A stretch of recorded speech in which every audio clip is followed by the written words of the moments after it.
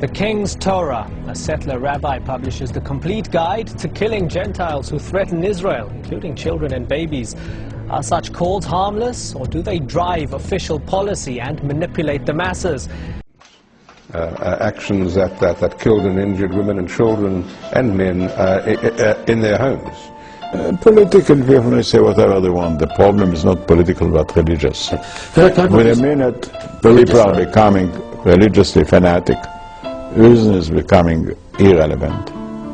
They do it for religious purpose, fanatic. But former Israeli General Nehemiah Dagan, who for many years was in charge of army education, says mixing religion with military can be a dangerous mix. A common theme in religious Zionism, where serving in the army is a form of religious duty. It says in the Torah that we have to go to the army. By publishing a new book in which he appears to authorize the killing of non-Jews who are accused of posing a threat to Israel.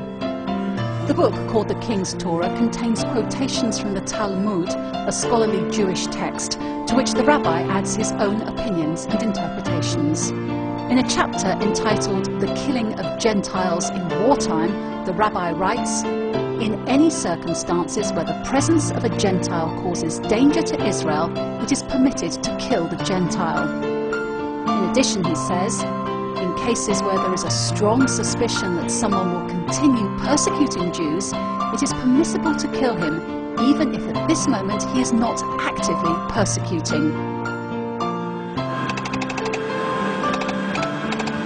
Months after Israel's offensive in Gaza, and the controversy continues, especially over the new role played by the army's rabbis, as seen here in a leaflet obtained by Breaking the Silence, distributed to combat soldiers in Gaza, which carry the logo of the military rabbinate. I will chase down my enemy and I will not return until he's destroyed, and so on.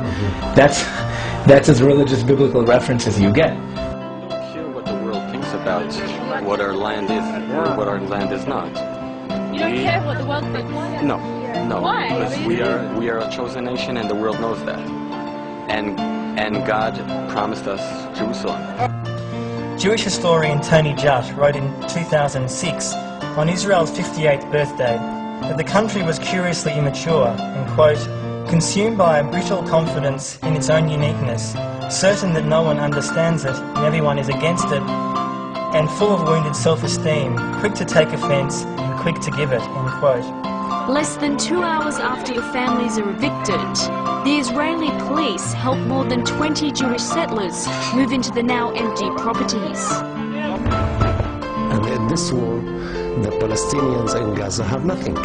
And Israel is one of the strongest states in the world.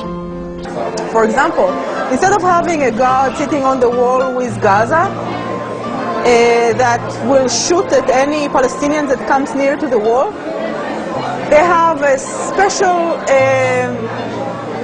something weird there that looks like, I don't know, coming from outer space. It's like a sphere. And there are a lot of surveillance cameras inside. And then there are women who sit in a base, an army base, inside Israel, far from there, who control these cameras, and when they see something moving, they can shoot it from afar. So they have a room full of people who just control this entire section of the wall with Gaza. The system is called Ro'a Yora, which means seeing shooting in the feminine, because it's all women. And it's quite obscene if you think about it. Could you tell me this then? To us as outsiders, the David and Goliath situation that exists between you and the Palestinians, particularly in Gaza, they don't appear to have an economy. They don't appear to have a society. They don't even appear to have a way of life. And now, in the last couple of months, 80–90% of their homes are destroyed. They have no source of income. This is, I guess, why the world was shocked at the ferocity of your attack on Gaza.